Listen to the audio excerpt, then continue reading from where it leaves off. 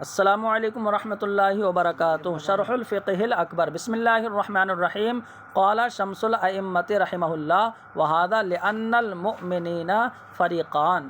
مبتلم بالامعان فی الطلب لضرب من الجہل بہ۔ فرماتے ہیں کہ شمس الائمہ نے یہ فرمایا کہ دیکھو جو اللہ کی صفات ہیں جن کی کیفیت معلوم نہیں ہے ہمیں، جو مجہول الکیفیت ہے، تو اب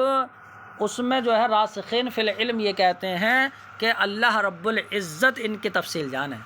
ٹھیک ہے، تو وہ اللہ رب العزت کے سپرد کر دیتے ہیں۔ تو فرماتے ہیں کہ کچھ لوگ جو ہیں ان کی گہرائی میں جاتے ہیں، ان کا معنی تلاش کرتے ہیں، تو اس لیے مسلمانوں کے دو گروہ ہو گئے، ٹھیک ہے۔ تو شمس الائمہ نے فرمایا کہ وَهَذَا لِأَنَّ الْمُؤْمِنِينَ فَرِيقَانِ، تو یہ اس لیے یعنی کچھ لوگ تعویل کر دیتے ہیں کہ مومنین کے دو گروہ ہیں، مبتلم بالامعان فی الطلب لضرب من الجہل بہ، کہ تو فرماتے ہیں کہ یعنی جو صفات ہیں تو صفات سے ایک قسم کی جہالت ہونے کی وجہ سے، کوئی کیفیت معلوم نہیں ہے نا، صرف جو ہے معنی معلوم ہے، تو اس سے ایک قسم کی جہالت کی وجہ سے وہ ان کی طلب میں گہرائی میں جو ہے چلے جاتے ہیں۔ وہ مبتلم بالوقوف عن الطلب لکونہ مکرما بنوع من العلم فیہ، تو فرماتے ہیں کہ اور ایک گروہ وہ ہے کہ جو یعنی گہرا مطلب جو طلب میں ان کی تلاش سے جو ہے وہ وقوف کرتا ہے، یعنی کہ وہ رکے رہتے ہیں لکونہ، کیونکہ وہ صفات کے سلسلے میں یعنی ایک قسم کے علم سے ہی جو ہے وہ مکرم ہے، کہ وہ کہتے ہیں کہ ہمیں ان کے معنی تو معلوم ہے اگرچہ کیفیت مجہول ہے، تو ایک قسم کے علم سے جو ہے ان کے مکرم ہونے کی وجہ سے وہ ان کی تلاش و جستجو سے جو ہے وقوف کرتے ہیں، رکے رہتے ہیں۔ ومعنى الابتلاء من هذا الوجہ ربما يزيد على معنى الابتلاء في الوجہ الاول۔ فرماتے ہیں کہ ابتلا دو طرح کا ہو گیا، تو فرماتے ہیں ابتلا کا معنی اس اعتبار سے جو دوسرا والا ہے کہ صفات کی کیفیت کی تلاش و جستجو سے رک جانا، تو اس اعتبار سے ابتلا کا معنی یہ بسا اوقات بڑھ جاتا ہے پہلے اعتبار سے ابتلا کے معنی پر، کہ جو تلاش و جستجو کرتے ہیں وہ عقل کی مان رہے ہیں، اور یہ لوگ جو ہے وہ اپنے عقل کی نہیں مان رہے، شریعت کی مان رہے ہیں، تو ان کا جو ہے یعنی یہ ابتلا کا معنی یہ بڑھ جاتا ہے۔ فإن الابتلاء بمجرد الاعتقاد مع التوقف فی طلب المراد، ٹھیک ہے، فرماتے ہیں اس لیے کہ یعنی مراد کی طلب میں توقف کرنا، تو مراد کی طلب میں جو ہے تلاش و جستجو میں اور توقف کرنے کے ساتھ ساتھ جو ہے وہ محض یہ اعتقاد یعنی اس اعتقاد کا ابتلا ہو، تو بیان ان العقل، یہ اس بات کا بیان ہوتا ہے کہ عقل کسی چیز کو واجب نہیں کر سکتی اور نہ کسی چیز کو دفع کر سکتی ہے۔ فإنه يلزمه اعتقاد الحقیت فی ما لا مجال للعقل فیہ، تو اب یعنی ایسی چیزوں میں وہ حق ہونے کا اعتقاد رکھتا ہے کہ جس میں عقل کا کوئی جو ہے دخل نہیں ہوتا، رفع ان الحکم للہ، تاکہ وہ پہچان لے کہ حق یعنی حکم جو ہے وہ اللہ کا ہی ہے، جیسا چاہے وہ کرے اور جو چاہے وہ حکم دے، ٹھیک ہے، تو وہ یہ اعتقاد رکھتا ہے۔ وہ حاصل ہو، اور اس کا حاصل یہ ہے کہ ان الوجہ الثانی هو الاقوی، کہ دوسری جو وجہ ہے وہ زیادہ قوی ہے، ٹھیک ہے، وہ زیادہ قوی ہے۔ فإنه ایمان بالامر الغیبی اللا ریبی الذی لا حظ للعقل، کہ دوسری جو وجہ ہے کون سی والی کہ جس میں توقف کرتے ہیں، ٹھیک ہے، تو یہ دوسری وجہ زیادہ قوی ہے، اس لیے کہ اس میں جو اللہ امر غیبی ہے یعنی جس میں کوئی شک نہیں ہے، تو امر غیبی کے جس میں کوئی شک نہیں اس پر ایمان لانا ہے، کہ جس میں عقل کا کوئی حصہ نہیں اور جس میں طبعیت انسانیہ کی کوئی لذت نہیں، بل مجرد اتباع الحق، بلکہ یہاں پر صرف حق کی پیروی کرنا ہے، کہ جس حق پر جو ہے شریعت کی طرف سے جو ہے وہ سمع وارد ہے، تو شریعت کی طرف سے جو نقل وارد ہے اس پر حق کی پیروی کرنا ہے، برخلاف پہلے کے حیث اعتمد علی عقلی، کیونکہ پہلی صورت میں کہ جو یعنی اس کی تلاش و جستجو میں جو ہے گہرائی میں چلے آتے ہیں، کیونکہ انہوں نے اپنے عقل پر اعتماد کیا ہے اور اپنے سمجھ پر بھروسہ کیا ہے، ٹھیک ہے، تو اعتمد علی عقلہ و اولا علی فہمہ، تو اپنے عقل پر جو ہے وَأَوَّلَ عَلَى فَهْمِهِ، تو اپنے عقل پر اعتماد، اپنی سمجھ پر بھروسہ کیا ہے. وَبِهَذَا يَظْهُرُ أَنَّ الْانْقِيَادَ فِي الْعِبَادَاتِ التَّعْبُدِيَّةِ أَفْضَلُ وَأَكْمَلُ مِنْ غَيْرِهَا، اور اس سے یہ ظاہر ہو جاتا ہے کہ جو عبادات تعبدی ہیں کہ جس میں عقل کا دخل نہیں، تو عبادات تعبدیہ میں سر خم کر دینا یہ افضل اور اکمل ہے، یعنی بنسبت دیگر عبادات کے کہ جو موافق عقل ہیں. اذ لا حظ للنفس فیہا، کیونکہ عبادات تعبدیہ میں وہ نفس کا کوئی حصہ نہیں ہوتا ہے، عقل کا جو ہے کوئی حصہ نہیں ہوتا، بل محض متابعت امر الحق کے فی تفصیل تحصیل ہی، بلکہ ان کی تحصیل میں جو ہے وہ حق تعالی کے امر کی صرف پیروی کرنا ہوتا ہے. ومن ثم قال اللہ تعالی، اور اسی وجہ سے اللہ رب العزت نے فرمایا وما اوتیتم من العلم الا قلیلا، اور تمہیں علم نہیں دیا گیا مگر تھوڑا سا، تو تھوڑا سا علم دیا گیا ہے، اسی کے جو ہے اعتبار سے تم جو ہے ایمان لاؤ، تو یعنی زیادہ تفصیل میں نہ جاؤ. وردہ، اور یعنی وارد ہوا ہے کہ لا ادری نصف العلم، ٹھیک ہے، یہ وارد ہوا ہے کہ لا ادری کہنا یہ نصف علم ہے. وقیل، وہ کہا گیا العجز عن درک الادراک ادراکن، کہ ادراک کے حصول سے عاجز ہو جانا، ادراک کے درک سے عاجز ہو جانا یہ بھی ادراک ہے. وقد سئل علی رضی اللہ عنہ عن مسألۃ فقال لا ادری، حضرت علی سے ایک مسئلے کے بارے میں پوچھا گیا تو آپ نے فرمایا کہ میں نہیں جانتا. وہو علی المنبر، اس حال میں کہ آپ جو ہے ممبر پر جلوہ بار تھے. فقیل لہو، تو اب حضرت علی سے کہا گیا کیفا، تو کہا گیا کیفا تطلع فوق هذا المقام الانور، کہ کیسے آپ اتنے یعنی روشن مقام پر چڑھے ہوئے ہیں اور آپ لادری کہہ رہے ہیں اس سوال کے جواب میں. تو حضرت علی نے فرمایا انی سعدت بقدر علم بالاشیاء ولو طلعت بمقدار جہلی بلغت السما. تو حضرت علی نے کہا کہ میرا علم تو تھوڑا ہے لیکن جہالت زیادہ ہے، تو جو ہے میں اپنے علم کے بمقدار جو ہے چڑھا ہوں، اور جہالت کے بمقدار چڑھتا تو جہالت زیادہ ہے اور اوپر ہوتا. فرماتے ہیں انی سعدت بقدر علمی بالاشیاء، تو مجھے جو اشیاء کا علم ہے اس کی بمقدار میں چڑھا ہوں. ولو طلعت، اگر اپنی جہالت کی مقدار چڑھ جاتا تو آسمان پر پہنچ جاتا. وقد وقع لابی یوسف رحمہ اللہ، اور حضرت قاضی ابو یوسف کو بھی یعنی ایسی معاملہ واقع ہوا، مثل ہذا سوال، اس جیسا سوال واقع ہوا اور انہوں نے اس جیسا ہی جواب دیا. ٹھیک ہے. فقیل لہو، تو قاضی ابو یوسف سے کہا گیا انکا تاخذہ کذا و کذا من بیت المال، کہ آپ بیت المال سے اتنا اتنا لیتے ہو، وتعجز عن تحقیق هذا الحال، اور اس سوال کی حالت کو ثابت کرنے سے عاجز ہو. قال، تو قاضی ابو یوسف بولے ہاں بات ٹھیک ہے، انا آخذ المال علی قدر علمی، میں مال بیت المال سے جو لیتا ہوں اپنے علم کی بمقدار لیتا ہوں. ولو اخذت علی قدر جہلی، اگر میں اپنی جہالت کی بمقدار لے لوں تو لستوعبت جمیع الاموال، تو تمام مالوں کو گھیر لو، یعنی پھر تمام مالوں کو لے لو کیونکہ جہالت تو زیادہ ہے نا. فرماتے ہیں وقت کرر الامام الاعظم،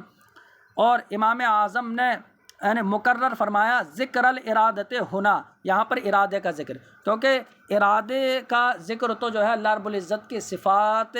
ذاتیہ جہاں تھیں، یعنی صفات ذاتیہ اور صفات فعلیہ، تو وہاں پر ارادے کا ذکر ہو گیا. تو یہاں پر ارادے کا ذکر مقرر کیا ہے تحقیقا لکونہا صفتا قدیمتا للہ تعالی. ٹھیک ہے. تو یعنی اس بات کو ثابت کرنے کے لیے کہ ارادہ جو ہے وہ صفت قدیمہ ہے اللہ رب العزت کی، تخصص المکونات بوجہ دون وجہ فی وقت دون وقت. تو ارادہ یہ ایسا ہے کہ اللہ رب العزت جب کسی چیز کا ارادہ فرماتا ہے وہ چیز وجود میں آتی ہے. تو جب ارادہ مکون سے ہو جاتا ہے نا تو وجود و عدم برابر ہے اس کا، تو پھر وہ جو ہے وجود میں آ جاتی ہے. تو مکونات کو وہ خاص کر دیتی ہے ایک طریقے سے، مطلب وجود میں لے آتی ہے، دوسرے طریقے سے نہیں، مطلب پھر عدم رہ جاتا ہے. ایسی ایک وقت میں خاص کر دیتی ہے دوسرے وقت میں نہیں. فرماتے ہیں تو اس بات کو ثابت کرنے کے لیے امام اعظم نے ارادے کا ذکر دوبارہ کیا. وردن علی الکرامیہ، کرامیہ کا رد کرنے کے لیے، بعض معتزلہ کا رد کرنے کے لیے یہ فرمایا کہ ان کا یہ کہنا ہے کہ ارادہ جو ہے اللہ کا حادث ہے. وَأَمَّا جُمْهُورُهُمْ فَأَنْكَرُوا إِرَادَتَهُ لِلشُّرُورِ وَالْقَبَائِحِ، اور ہے جمہور معتزلہ تو انہوں نے تو اللہ رب العزت کے شرور اور برائیوں کا ارادہ فرمانے کا انکار کر دیا ہے کہ اللہ یعنی بری چیز کا ارادہ نہیں فرماتا ہے. حتیٰ کہ انہوں نے یہ کہہ دیا یعنی جمہور معتزلہ یہ کہتے ہیں کہ اللہ رب العزت نے کافر سے ارادہ فرمایا اس کے ایمان کا، والفاسق، ٹھیک ہے، طاعتہ، تو کافر سے اس کے ایمان کا ارادہ فرمایا اور فاسق سے طاعتہ اس کی طاعت کا ارادہ فرمایا۔ تو کافر سے ایمان کا، فاسق سے طاعت کا ارادہ فرمایا، لا کفرہ و معصیتہ، کفر اور معصیت کا ارادہ نہیں فرمایا۔ تو یہ انہوں نے یہ کہتے ہیں زعما منہم ان ارادۃ القبیح قبیحۃ، اور ان کی طرف سے یہ زعم باطل ہے، یعنی یہ زعم ہے کہ قبیح کا ارادہ کرنا بھی قبیح ہے، جیسا کہ یعنی قبیح کا خلق اور ایجاد قبیح ہے، وہو ممنوع و مدفوع، اور ان کا یہ مذہب یعنی باطل ہے اور بالکل جو ہے ممنوع ہے، یعنی یہ بات ان کی ممنوع ہے کہ قبیح جو ہے وہ خلق کا بھی نہیں ہے۔ تو اس بات سے ان کا جو ہے وہ رد کر دیا گیا اور ان کا جو ہے جواب دے دیا جائے گا کہ قبیح تو ہوا کسبہ والاتصاف بہ، تو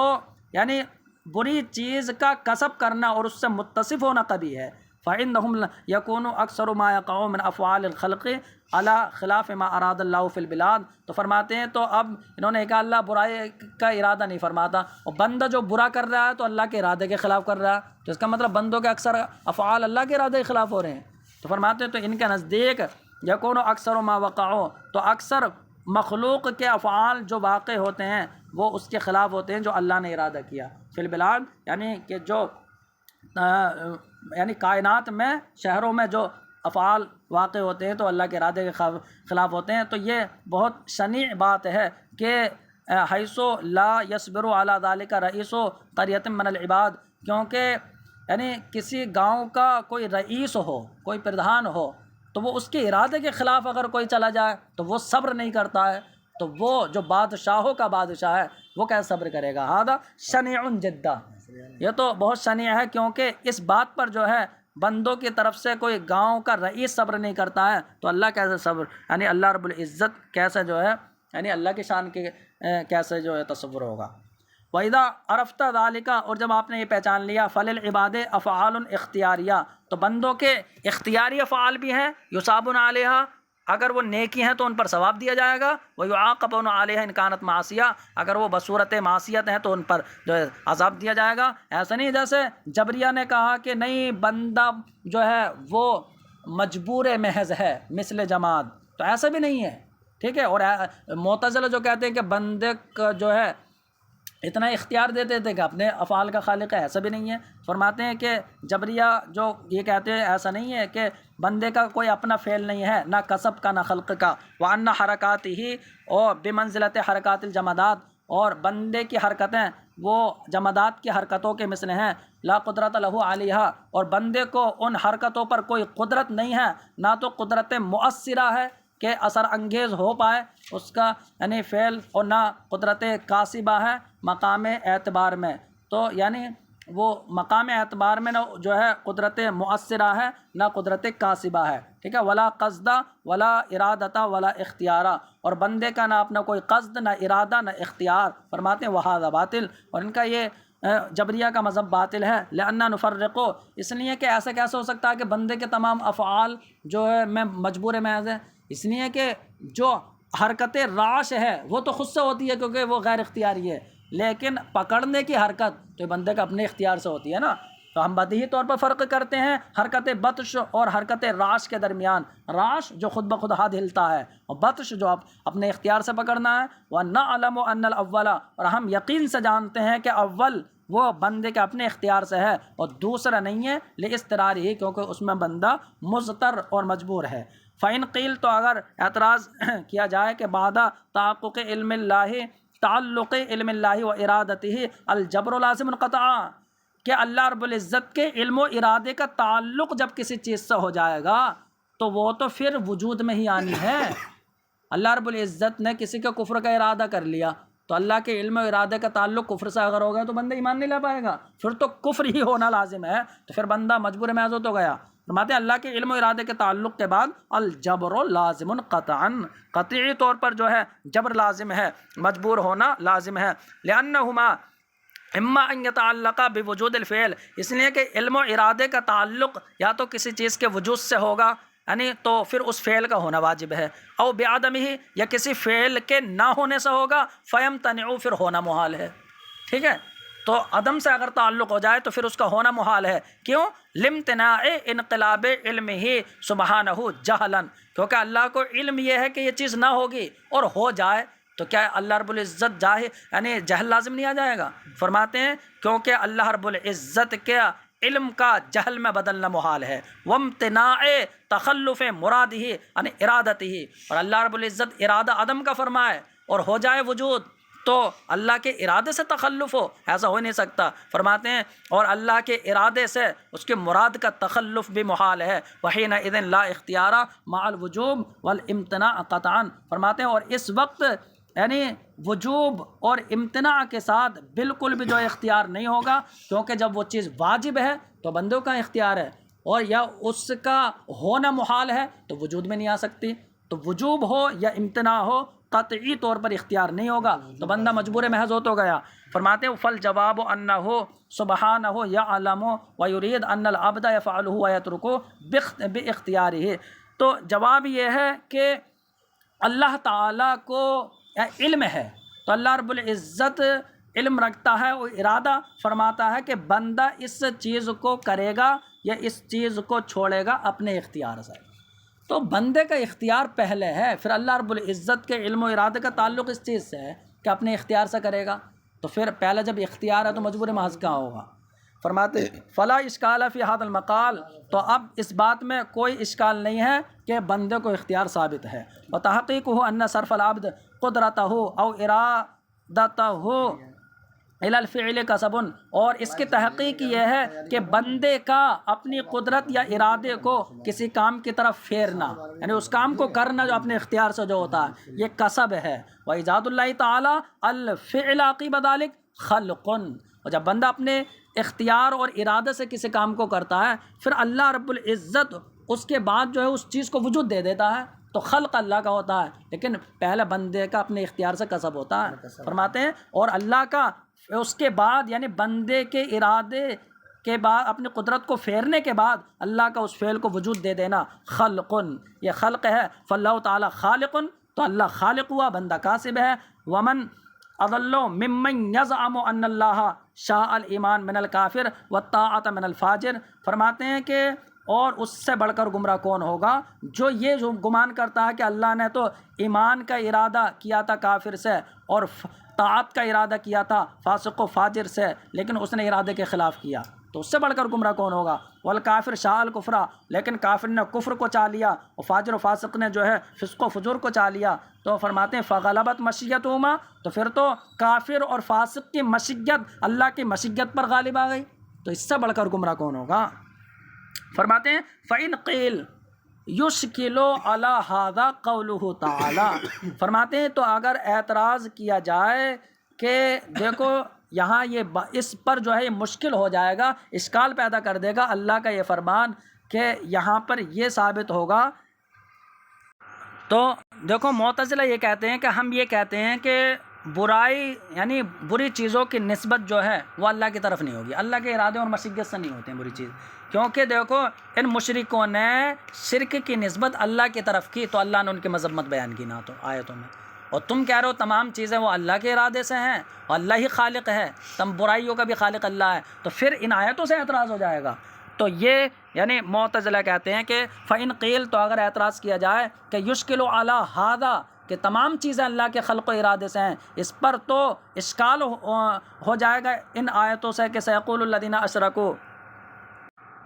کیونکہ اللہ کا فرمانا ہے سَيَقُولُ الَّذِينَ أَشْرَكُوا، مشرک یہ یعنی ان قریب کہیں گے کہ لو شاء اللہ، اگر اللہ چاہتا تو ما شرکنا، ہم شرک نہ کرتے، نہ ہمارے آباء و اجداد شرک کرتے اور نہ ہم کسی چیز کو حرام کرتے، ٹھیک ہے، تو اس کا مطلب اللہ نے چاہا اس لیے ہم نے شرک کیا، تو شرک کی نسبت اللہ کے مشیت کی طرف کر دی، تو تبھی تو ان کی مذمت بیان کی ہے۔ اور اللہ کا فرمان ہے وقال الذین اشرکوا، اور مشرکوں نے کہا کہ لو شاء اللہ ما عبدنا من دونہ من شیء، ٹھیک ہے، نحن ولا آباؤنا ولا حرمنا من دونہ من شیء، کہ اگر اللہ چاہتا تو ہم اللہ کے سوا کسی چیز کی جو ہے پوجا نہ کرتے، نہ ہمارے آباء و اجداد کرتے، اور ہم یعنی اور کسی چیز کو جو ہے حرام نہ کرتے، ٹھیک ہے۔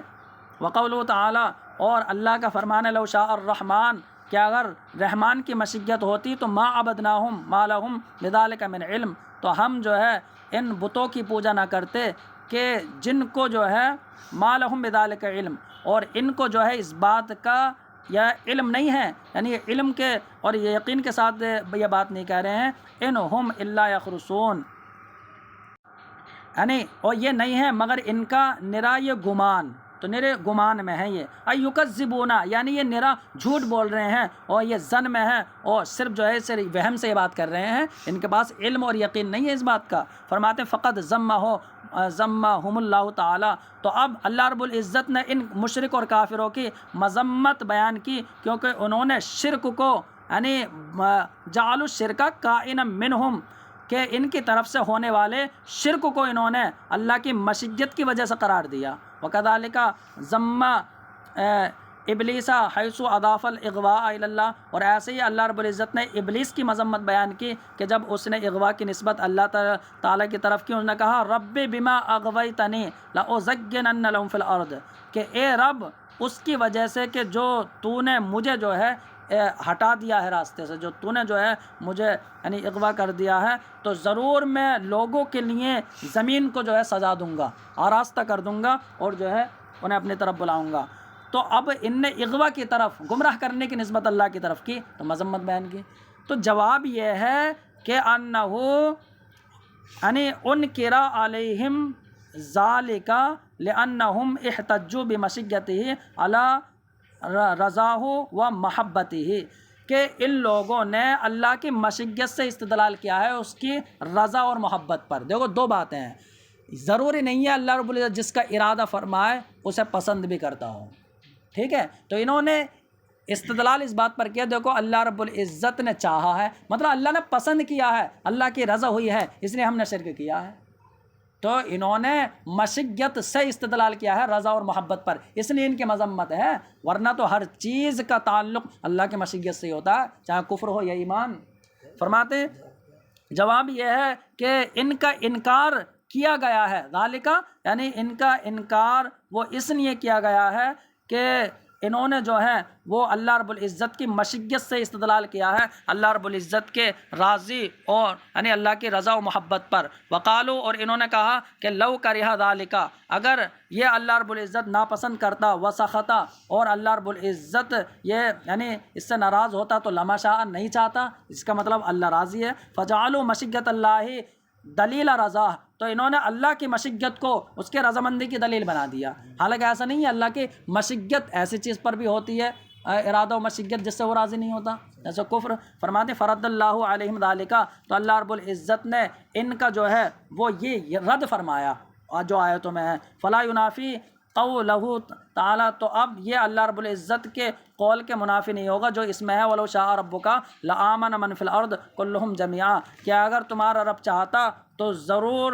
وہ سب ایمان لے آتے جو زمین میں ہے، تو سارے زمین کے لوگ ایمان لے آتے، یہ اس کے منافی نہیں ہوگا۔ کیوں؟ کیونکہ اللہ رب العزت کے مشیت اور ارادے سے ہی ایمان کا تعلق ہے، لیکن ایمان میں جو ہے اللہ کی محبت اور رضا بھی ہے۔ وہ کفر کا ارادہ و مشیت تو ہے لیکن محبت اور رضا نہیں ہے وہاں پر۔ فرماتے ہیں تو اس کے منافی نہیں ہوگا کیونکہ یہاں مشیت ہے اور رضا بھی ہے۔ ولیکن اختلفوا، اللہ کا فرمان ہے کہ لیکن یہ لوگ مختلف ہو گئے یعنی بٹ گئے، فمنہم من آمن ومنہم من کفر، تو کچھ تو مومن ہوئے کچھ کافر ہوئے۔ اگر اللہ چاہتا مقتتلوا، تو یعنی یہ نہ لڑتے، لیکن اللہ جو ارادہ کرتا ہے، ٹھیک ہے، اللہ رب العزت وہ کرتا ہے جو ارادہ فرمائے۔ والحدیث الصحیح الذی اتفق علیہ السلف والخلف، اور حدیث صحیح بھی ہے کہ جس پر تمام متقدمین و متاخرین کا اتفاق ہے کہ ان ما شاء اللہ کان، کہ اللہ نے جو چاہا وہ ہوا، ومن لم یشاء لم یکن، اور جو اللہ نے نہ چاہا وہ نہ ہوا۔ اور کہنے والے نے کتنی اچھی بات کہی، فما شئت کان وان لم اشاء وما شئت ان لم تشاء لم یکن، کہ جو تو نے چاہا وہ ہوا، اگرچہ میں نہ چاہوں، تو میرے چاہنے سے کچھ نہیں ہوتا، جو تو نے چاہا وہ ہوا، اور ما شئت، اور جو میں چاہوں، لم یکن وہ نہیں ہو سکتا، ان لم تشاء جب تو نہ چاہے۔ فرماتے ہیں کہ